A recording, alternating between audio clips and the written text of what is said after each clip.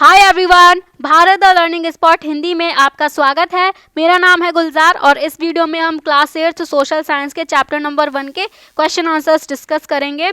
तो चैप्टर जो है वो हमने फिनिश कर लिया है। चैप्टर अगर अभी आप लोगों ने नहीं पढ़ा है तो चैनल पर जाओ, वहाँ पर प्लेलिस्ट पड़ी हुई है, उससे आप लोग पढ़ सकते हो एंड देन ये वाली वीडियो आप जो है वो देख सकते हो। ठीक है, तो हम जो है वो क्वेश्चन आंसर्स देखेंगे, जिसमें पहला क्वेश्चन है हमारे पास में कि आज जो संसाधन नवीकरणीय है उसे कल अनवीकरणीय कैसे बनाया जा सकता है। पहली बात तो ये पूछी गई है।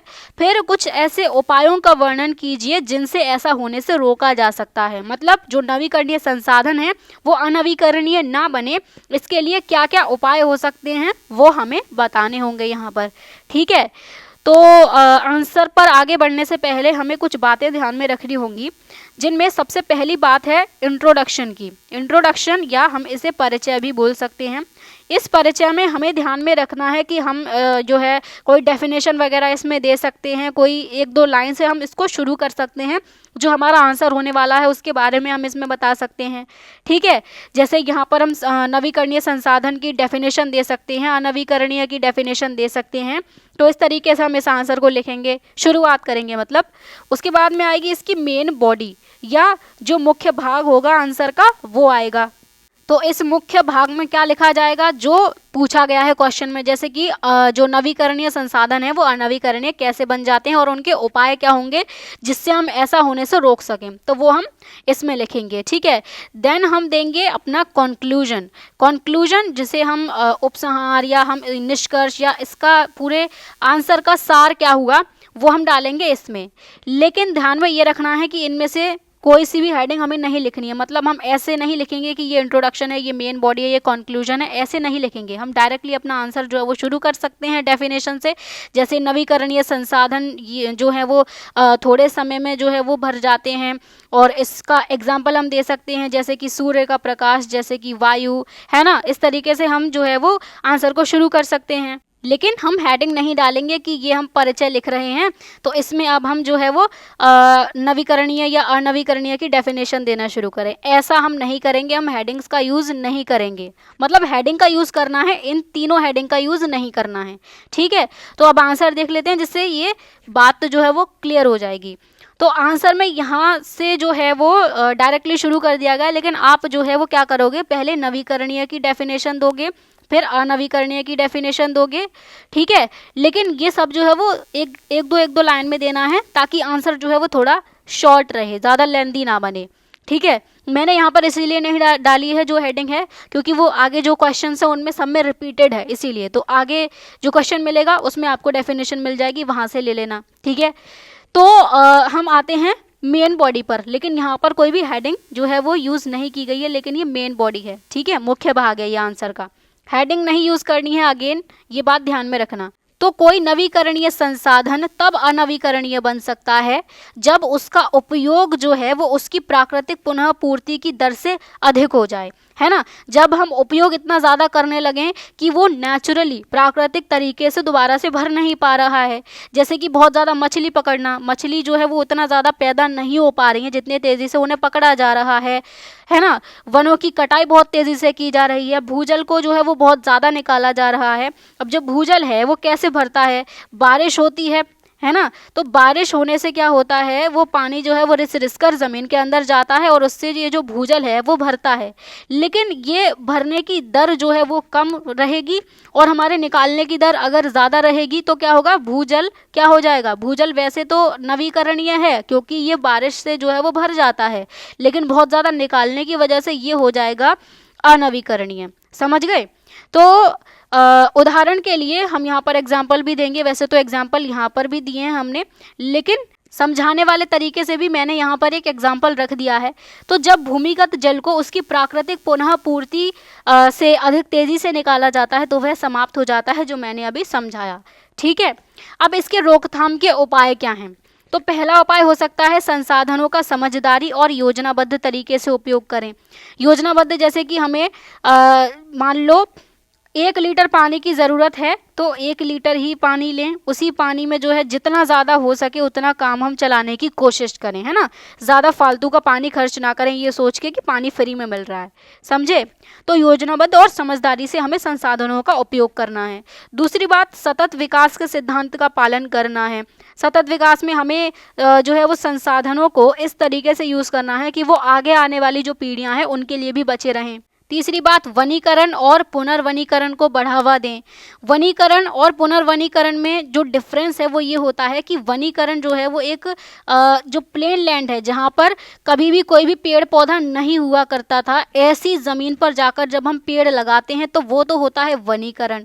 और पुनर्वनीकरण वो होता है जब किसी ज़मीन पर पहले पेड़ पौधे थे लेकिन क्या हुआ, वहाँ से उनको काट दिया गया और पूरा जो वन है वो ख़त्म कर दिया गया। तो अब दोबारा से इस ज़मीन पर जब हम वन लगाते हैं, पेड़ लगाते हैं, तो उसे बोला जाता है पुनर्वनीकरण, है ना। पुनर् यूज़ किया जा रहा है, मतलब दोबारा से जो है वो वन यहाँ पर लगाए जा रहे हैं, समझ गए।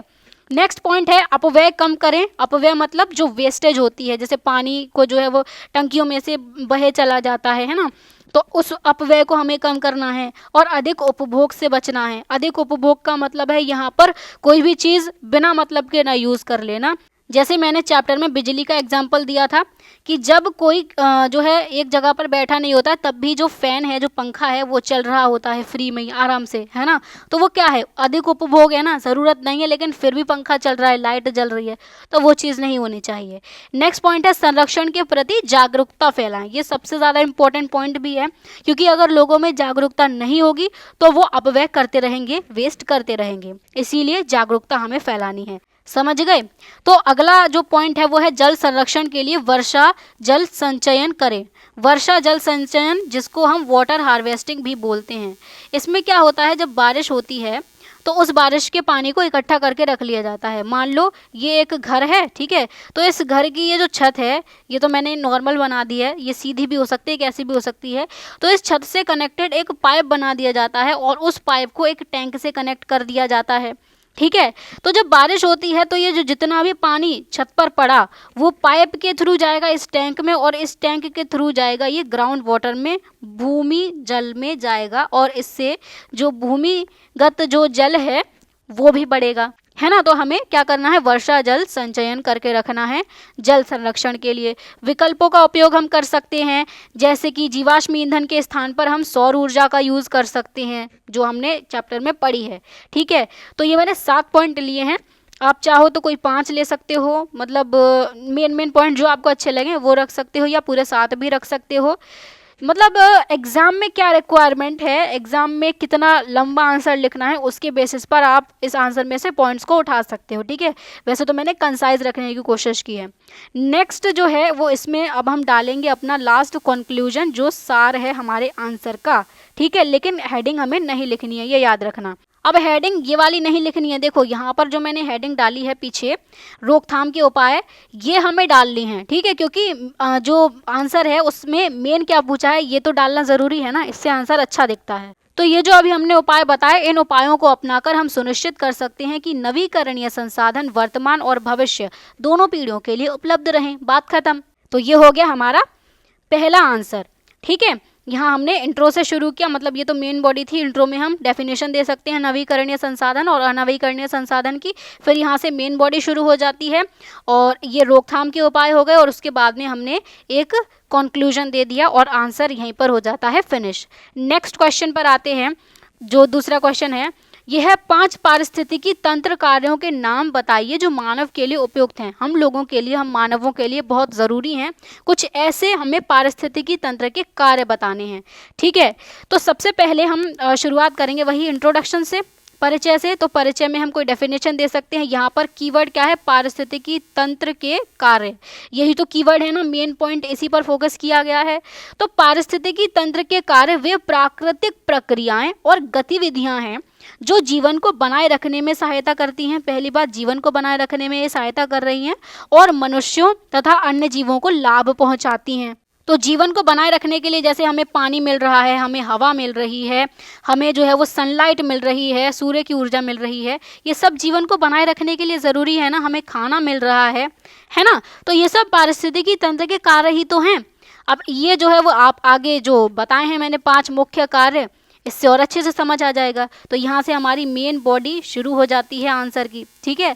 अगेन ये मेन बॉडी वाला हमें हेडिंग नहीं डालनी है, हमें हेडिंग डालनी है 5 मुख्य कार्य, कुछ इस प्रकार है, या 5 मुख्य कार्य डालकर भी आप छोड़ सकते हो, ठीक है। पहला कार्य है स्वच्छ वायु की उपलब्धता। तो पौधे जो हैं वो प्रकाश संश्लेषण करते हैं, हम जानते हैं, और उसके दौरान ऑक्सीजन छोड़ते हैं। प्रकाश संश्लेषण करते हैं जिससे कार्बन डाइऑक्साइड वो लेते हैं और ऑक्सीजन को वो छोड़ते हैं, समझे, जिससे जो ऑक्सीजन है वो हमारे सांस लेने के लिए ज़रूरी होती है। दूसरा काम है जल शुद्धिकरण। तो जो पानी होता है उसको प्योर करने का काम जो है हमारा पारिस्थितिकी तंत्र करता है। तो मिट्टी और वनस्पति के माध्यम से प्राकृतिक रूप से जल को छानकर साफ करते हैं। जल कैसे छाना जाता है, मान लो ये एक पेड़ है, ये इसकी जड़ें हैं, ठीक है, और ये जो है वो मिट्टी है, बारीक बारीक पार्टिकल मिट्टी के। तो जब बारिश यहाँ पर होगी तो क्या होगा, यहाँ पर पानी रिटेन रहेगा पेड़ के थ्रू, है ना। पेड़ की जड़ें जो हैं वो मिट्टी को पकड़ के रखती हैं और मिट्टी पानी को पकड़ के रखेगी। तो धीरे धीरे जो पानी है वो कहाँ जाएगा, रिस कर ये जाएगा ग्राउंड वाटर में, भूमिगत जल में चला जाएगा जो पानी है। और कैसे जाएगा, ये मिट्टी जो है ना ये पानी को छान देगी, जो भी पानी में अशुद्धियाँ थी वो मिट्टी अपने में एब्जॉर्ब कर लेगी और प्योर पानी जो है वो नीचे जाता है। तो ये भी हमारा पारिस्थितिकी तंत्र है जो ये सारे काम कर रहा है। तीसरा जो काम है वो है मृदा निर्माण और उर्वरता। मृदा यानी कि जो मिट्टी होती है, मिट्टी बनाने का काम करता है, और उसकी उर्वरता यानी कि जो उसका उपजाऊपन होता है वो बनाए रखने का काम करता है। तो मिट्टी के निर्माण में सहायता करते हैं और उसकी उर्वरता बनाए रखते हैं, जिससे कृषि को सहारा मिलता है ना, क्योंकि कृषि में मिट्टी का जो है वो बहुत ज़्यादा महत्व है। बिना मिट्टी के तो कृषि या खेती नहीं की जा सकती। तो जो मिट्टी बनती है ना वो बड़ी बड़ी चट्टानों से बनती है। जो पहाड़ होते हैं वो उनके जो पार्टिकल्स होते हैं वो टूटते हैं, बारीक बारीक पार्टिकल में जो है वो कण में जो है वो बदलते हैं और उससे मिट्टी बनती है। लेकिन मिट्टी सिर्फ ये चट्टान के बारीक जो कण हैं वही नहीं होती, क्योंकि ऐसे तो हम किसी भी चट्टान को पीसकर मिट्टी बना सकते हैं, लेकिन वो मिट्टी नहीं होती। इस मिट्टी में जो है वो कई सारे पोषक तत्व भी होते हैं, तभी हम इसको मिट्टी कहेंगे, समझे। तो पोषक तत्व में जैसे कि नाइट्रोजन होती है, फास्फोरस होती है, बहुत सारे पोषक तत्व होते हैं। तो ये सब कौन बनाए रखता है, ये पारिस्थितिकी तंत्र बनाए रखता है, तभी मिट्टी उपजाऊ बनी रहती है, समझ गए। अगला जो कार्य है वो है जलवायु नियंत्रण। तो वन और महासागर तापमान, वर्षा और जलवायु के स्वरूप को नियंत्रित करते हैं। जो हमारे वन होते हैं, जो महासागर होते हैं, ये तापमान को कैसे नियंत्रित करते हैं, जैसे ये जो है वो इंडिया का सदर्न पोर्शन है, समझे। इंडिया का मैप है जो सदर्न वाला मैप है, मतलब साउथ वाला या दक्षिण वाला जो मैप है, ठीक है। तो यहाँ पर क्या है, यहाँ पर है जो ओशिन है वो। तो जिस ज़मीन के पास में ओशिन होता है ना, जहाँ पर पानी उपलब्ध होता है, वहाँ पर ज़मीन पर ना तो ज़्यादा ठंड पड़ती है और ना ही ज़्यादा गर्मी पड़ती है, तो तापमान रेगुलेट होता है। इसी तरीके से जिस जगह पर वन ज़्यादा होते हैं वहाँ का जो तापमान है वो कम रहता है, वहाँ पर गर्मी कम रहती है ना। वर्षा में जब ये महासागर हैं तो इन महासागर से क्या होता है, मान लो ये जो महासागर है यहाँ से जो है वो वाष्पीकरण होता है, बादल बनते हैं और बादल क्या करवाते हैं, बारिश करवाते हैं, यहाँ पर भी बारिश हो जाती है, समझ गए। और जलवायु के स्वरूप को, जो क्लाइमेट पैटर्न्स होते हैं, कहाँ पर बारिश होनी है, कहाँ पर सूखा पड़ेगा, ये सब कुछ पारिस्थितिकी तंत्र के कार्य होते हैं, समझे। देन भोजन और कच्चे पदार्थों की उपलब्धता। जो पारिस्थितिकी तंत्र है वो हमें भोजन भी देता है कच्चे पदार्थ में, जैसे कि ईंधन, लकड़ी, औषधियाँ और अन्य संसाधन प्रदान करते हैं। जैसे कि जो वन होते हैं तो वन में से जो है वो शहद वगैरह जो कुछ लोग हैं वो निकाल लेते हैं और इस शहद को वो मार्केट में बेच देते हैं, जिससे उन्हें पैसे मिलते हैं। तो देखा, ये तो सिर्फ 5 कार्य थे, ऐसे ही बहुत सारे अनगिनत काम हैं जो पारिस्थितिकी तंत्र है वो करता रहता है, जो हम गिन भी नहीं सकते, समझ गए। तो इस प्रकार पारिस्थितिकी तंत्र के कार्य अत्यंत आवश्यक हैं, क्योंकि वे जीवन का आधार प्रदान करते हैं और पर्यावरण के सुचारू संचालन को सुनिश्चित करते हैं।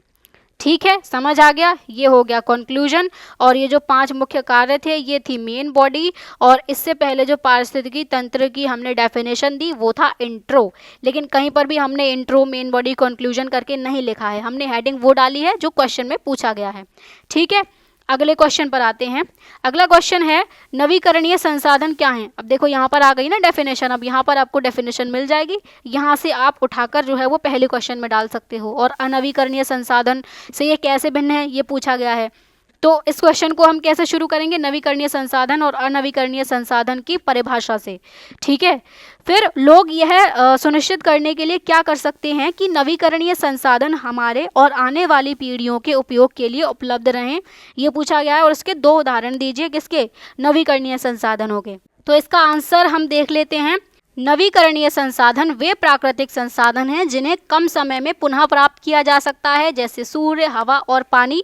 ये सब हम पढ़ चुके हैं चैप्टर में। ठीक है, अनवीकरणीय संसाधन वे संसाधन हैं जिन्हें बनने में लाखों वर्ष लगते हैं और जिन्हें जल्दी पुनः प्राप्त नहीं किया जा सकता, जैसे कि कोयला, पेट्रोलियम और प्राकृतिक गैस। मतलब बनेंगे तो सही है, लेकिन इतने टाइम में बनेंगे कि तब तक हम लोग रहें ना रहें कुछ नहीं पता। तो लाखों वर्षों में बनने की वजह से हम इन्हें अनवीकरणीय बोलते हैं। और नवीकरणीय को नवीकरणीय इसीलिए बोला जाता है क्योंकि ये कम समय में बन जाते हैं, 1-2 दिन, 1 महीना, 2 महीना, 1 साल, इस तरीके से। समझे? तो ये इंट्रो हो गया। इसके बाद में पूछा गया है नवीकरणीय और अनवीकरणीय संसाधनों में जो अंतर है वो।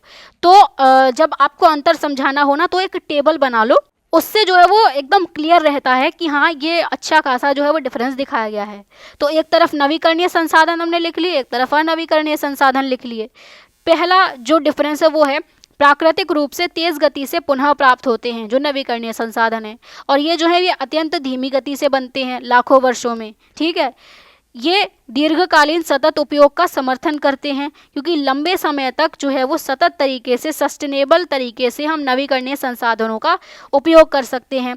जैसे कि जो पानी है उसको अगर हम प्रदूषित ना करें, सतत तरीके से उपयोग हम इसका करें, तो हम इसको लंबे समय तक चला सकते हैं, पानी तो ख़त्म नहीं होगा। लेकिन अनवीकरणीय संसाधन में अधिक उपयोग होने पर ये समाप्त हो जाते हैं क्योंकि ये सीमित मात्रा में उपलब्ध होते हैं और ये जो है वो सावधानी पूर्वक उपयोग करने पर लगातार उपलब्ध रहते हैं। सावधानी पूर्वक इसीलिए कहा जा रहा है क्योंकि पानी जो है वो नवीकरणीय है, लेकिन अगर इसको बहुत ज़्यादा प्रदूषित कर दिया जाएगा तो ये भी अनवीकरणीय बन जाएगा। इसी तरीके से जो वन होते हैं उनकी कटाई अगर करी जाएगी तो वैसे तो ये नवीकरणीय है, लेकिन बहुत ज़्यादा काटे जाएंगे तो वन ही नहीं बचेंगे, तो हम इनको अनवीकरणीय में बदल देंगे, है ना। इसीलिए सावधानी पूर्वक उपयोग करना है। नवीकरणीय संसाधन शीघ्र समाप्त नहीं होते और अनवीकरणीय संसाधन उपयोग के पश्चात समाप्त हो जाते हैं क्योंकि क्या ही बचेगा इनमें, है ना। देन ये जो है वो प्राकृतिक परिस्थितियों पर, जैसे कि सूर्य का प्रकाश, वायु, इन पर निर्भर करते हैं। और अनवीकरणीय संसाधन निकाले जाने के बाद किसी भी समय उपयोग किए जा सकते हैं, ये इसका एक फ़ायदा रहता है। जैसे कि कोयला है, कोयले की माइनिंग करी, कोयला हम निकाल के लाए, इससे हम किसी भी वक्त बिजली बना सकते हैं, है ना। चाहे रात हो, चाहे दिन हो, चाहे मौसम खराब हो, चाहे बारिश हो रही हो, कोयले से बिजली जो है वो बनती रहेगी। लेकिन जब हम सूर्य की ऊर्जा पर निर्भर रहते हैं, सोलर पैनल वगैरह लगा लेते हैं, तो जब जब सूरज चमकेगा तब ही बिजली बन पाएगी, वरना नहीं बन पाएगी। बारिश के मौसम में नहीं बन पाएगी, सर्दी के मौसम में जो है वो कम सूरज रहता है तो उससे कम बिजली बन पाएगी, समझे। तो इस मामले में ये जो है वो फ़ायदेमंद रहते हैं, लेकिन सिर्फ 1-2 फ़ायदे ही हैं इसके, ज़्यादातर नुकसान ही हैं। तो नवीकरणीय संसाधन संरक्षण करने पर भविष्य में भी उपलब्ध रह सकते हैं और अनवीकरणीय समाप्त होने पर पुनः उपलब्ध नहीं होते। अगर एक बार ये खत्म हो गए अनवीकरणीय संसाधन, तो ये दोबारा से उपलब्ध नहीं होंगे, इनके लिए फिर लाखों साल लगेंगे। नवीकरणीय पर्यावरण के अनुकूल होते हैं तथा कम प्रदूषण उत्पन्न करते हैं। कम प्रदूषण यहाँ पर इसीलिए जो है वो लिखा गया है क्योंकि नवीकरणीय भी कुछ प्रदूषण करते हैं। कैसे? जैसे मान लो जो सूर्य का प्रकाश है उससे हम बिजली बनाना चाहते हैं, तो उसके लिए सोलर पैनल जो है वो लगाने पड़ेंगे, और ये सोलर पैनल कहाँ पर बनेंगे? ये उद्योगों में बनेंगे। तो इन सोलर पैनल को बनाने के लिए कुछ पदार्थ चाहिए रहते हैं जिनकी करनी पड़ती है माइनिंग, यानी कि खनन करना पड़ता है, और खनन करने से जो है वो बहुत ज़्यादा प्रदूषण होता है। उसके बाद में यहाँ पर जो उद्योग हैं वहाँ पर ये पैनल बनाए जाएंगे तो वहाँ पर भी प्रदूषण होगा। तो थोड़ा बहुत प्रदूषण नवीकरणीय संसाधन करते हैं, लेकिन अनवीकरणीय संसाधन अधिक प्रदूषण और पर्यावरणीय क्षति उत्पन्न करते हैं क्योंकि इनसे बहुत ज़्यादा प्रदूषण होता है। इसीलिए जो हमारा पर्यावरण है उसमें क्षति हो भी रही है, जो हम देख भी सकते हैं, है ना। क्योंकि जो कार्बन है वो जो है वो रिलीज़ होता है, जो जीवाश्म ईंधन वगैरह, पेट्रोल वगैरह जो हम इस्तेमाल कर रहे हैं उससे, और इस कार्बन की वजह से बढ़ रही है गर्मी बहुत ज़्यादा, समझे। तो इसके बाद जो है वो संसाधनों के संरक्षण के उपाय हमें बताने हैं। तो पहला उपाय है संसाधनों का समझदारी पूर्वक उपयोग करें और अपव्यय से बचें। अपव्यय मतलब हमें वेस्ट नहीं करनी है कोई भी चीज़। दूसरी बात, पुनर्चक्रण यानी कि रिसाइकलिंग और पुनः उपयोग को बढ़ावा दें। रिसाइकलिंग में क्या कर सकते हैं, जैसे मान लो प्लास्टिक होती है, प्लास्टिक की बॉटल्स वगैरह होती हैं, इनको दोबारा से रिसाइकल करके नई बोतल जो है वो बनाई जा सकती है ना। पुनः उपयोग जो है वो किसी संसाधन का किया जा सकता है, जैसे पानी है, पानी को हमने कपड़े धोने में उपयोग कर लिया, उसको हम घर धोने के लिए भी उपयोग कर सकते हैं, गाड़ी धोने के लिए उपयोग कर सकते हैं। तो मतलब एक ही रिसोर्स का हम ज़्यादा से ज़्यादा यूज़ करें, पुनः उपयोग करें उसका। अगला उपाय हो सकता है नवीकरणीय ऊर्जा का उपयोग करें। नवीकरणीय ऊर्जा के एग्जाम्पल हमने देखे ही हैं, जो वायु से हमें मिल सकती है, सूर्य की ऊर्जा से मिल सकती है, पानी से मिल सकती है, समझ गए। देन है सतत विकास को अपनाएं। फिर संरक्षण के प्रति जागरूकता फैलाएं, ये सबसे इम्पॉर्टेंट पॉइंट है। तो ये जो क्वेश्चंस हैं एनसीईआरटी में, ये सारे लगभग एक जैसे ही हैं, तो यहाँ पर कुछ पॉइंट्स रिपीटेड लगेंगे, लेकिन एग्जाम में ज़रूरी नहीं है ना कि सेम क्वेश्चन पूछे जाएं। तो यहाँ से आप लोग जो अच्छे लगे पॉइंट्स वो ले सकते हो, और जो उस हिसाब से जो क्वेश्चन पूछा जाए उस हिसाब से उस आंसर में डाल सकते हो। ठीक है, आंसर लिखने का तरीका तो मैंने बता ही दिया है। आगे नवीकरणीय संसाधनों के उदाहरण हैं सौर ऊर्जा, पवन ऊर्जा, जल ऊर्जा, ये सब हम पढ़ चुके हैं। ठीक है, तो लास्ट में कंक्लूजन देना है। कंक्लूजन में क्या है कि इस प्रकार संसाधनों का सावधानी पूर्वक उपयोग और संरक्षण उनकी भावी पीढ़ियों के लिए उपलब्धता सुनिश्चित करने हेतु अत्यंत आवश्यक है। भावी पीढ़ियों का यहाँ पर मतलब है जो आगे आने वाली पीढ़ियाँ हैं, फ्यूचर जनरेशन जो हैं, भविष्य की जो पीढ़ियाँ होंगी, उनके लिए जो संसाधन हैं वो उपलब्ध रहें। इसके लिए हम संसाधनों का सावधानी पूर्वक उपयोग कर सकते हैं और उनका संरक्षण कर सकते हैं। ठीक है, तो इसी के साथ में ये क्वेश्चन भी होता है समाप्त। अगला जो क्वेश्चन है वो है अपने घर और पड़ोस में ऐसी सांस्कृतिक प्रथाओं की पहचान कीजिए जो प्राकृतिक संसाधनों के विवेकपूर्ण उपयोग की ओर इंगित करती हों। क्या बात करी जा रही है? विवेकपूर्ण उपयोग की बात की जा रही है कि प्राकृतिक संसाधनों के विवेकपूर्ण उपयोग के लिए ऐसी कौन कौन सी सांस्कृतिक प्रथाएं हैं जो आप अपने आसपास देख पाते हो। सीधी बात ये पूछी जा रही है। तो क्वेश्चन की मतलब आंसर की शुरुआत हम करेंगे सांस्कृतिक प्रथाओं की या सांस्कृतिक परंपराओं की डेफिनेशन से। तो सांस्कृतिक परंपराएं वे रीति रिवाज और परंपराएं हैं जिन्हें लोग अपनाते हैं और जो अक्सर प्राकृतिक संसाधनों के प्रति उनके सम्मान और संरक्षण को दर्शाती हैं।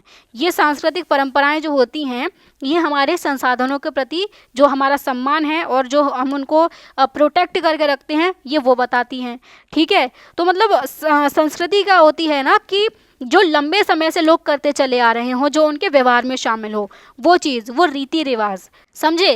तो ये परंपराएं संसाधनों के संरक्षण और उनके सतत उपयोग में सहायक होती हैं। कौन सी? ये सांस्कृतिक परंपराएं। ठीक है, तो ये तो हो गया इंट्रोडक्शन। देन कुछ महत्वपूर्ण परंपराएं इस प्रकार हैं। यहाँ पर जो है वो सांस्कृतिक परंपराएं भी लिख सकते हो क्योंकि क्वेश्चन में यही पूछा गया है। तो जब हम हेडिंग में सेम चीज़ डालेंगे तो ज़्यादा अट्रैक्टिव लगेगी। तो पहली परंपरा है प्रकृति की पूजा।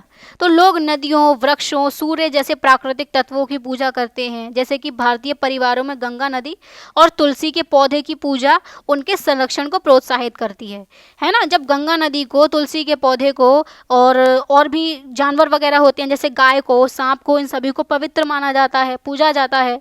तो इनको पूजने का मतलब क्या है कि इनको भगवान के समान माना जा रहा है। तो अगर कोई इन्हें गंदा करेगा तो लोग करने नहीं देंगे ना। तो इसका मतलब क्या है कि इनका संरक्षण ही हो रहा है। भले ही ये सांस्कृतिक परंपरा है लेकिन इसमें इसका संरक्षण जो है वो हमें दिखाई देता है। ठीक है, दूसरी परंपरा है पवित्र वन वाला कॉन्सेप्ट।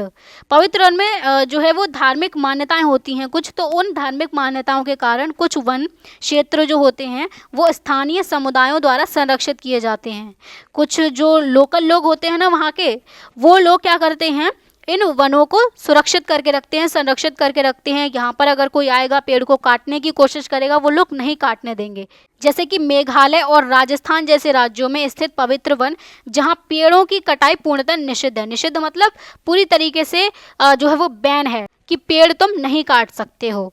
ठीक है, देन जो तीसरी परंपरा है वो है पारंपरिक कृषि पद्धतियाँ। तो किसान संसाधनों के संरक्षण हेतु पर्यावरण अनुकूल तकनीकों का उपयोग करते हैं। मतलब कुछ ऐसी तकनीकें जो पर्यावरण के हिसाब से हैं, पर्यावरण को नुकसान नहीं पहुंचाती हैं। जैसे हमने देखा था ना कि रासायनिक उर्वरकों का उपयोग किया जाता है जिससे मिट्टी की जो उर्वरता है वो घटती चली जाती है।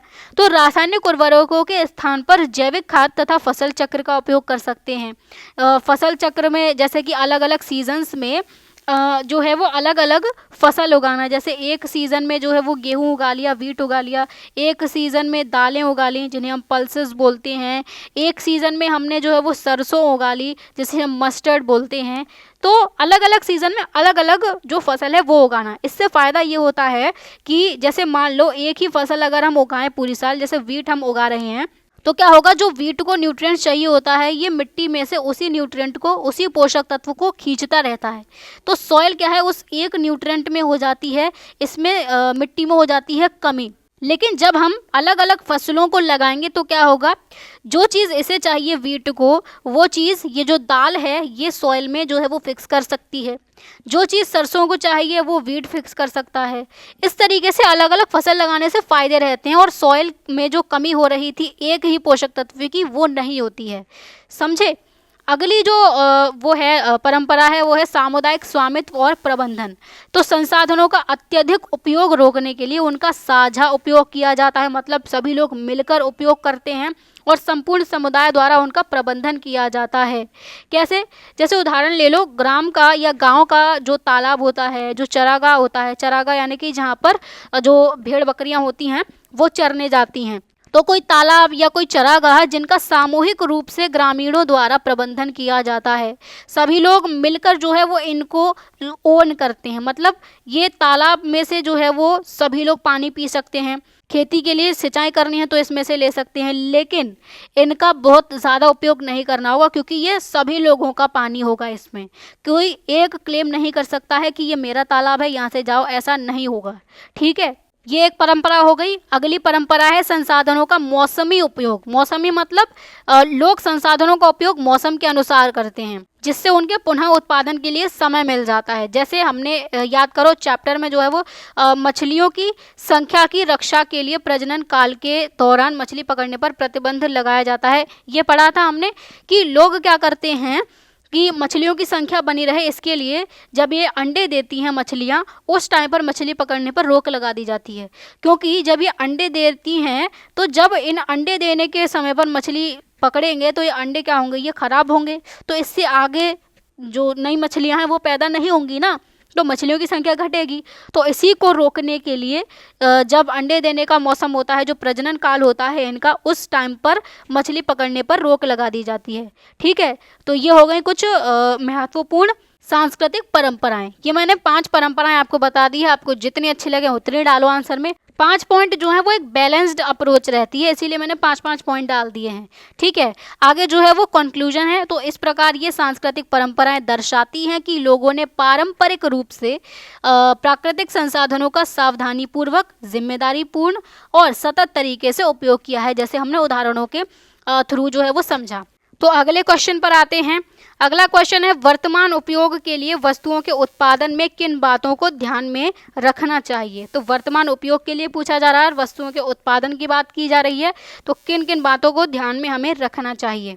तो इसके आंसर को हम देख लेते हैं कि वस्तुओं के उत्पादन के समय संसाधनों का समझदारी और कुशलता से उपयोग करना चाहिए ताकि उनका अधिक उपयोग ना हो और पर्यावरण को नुकसान ना पहुँचे।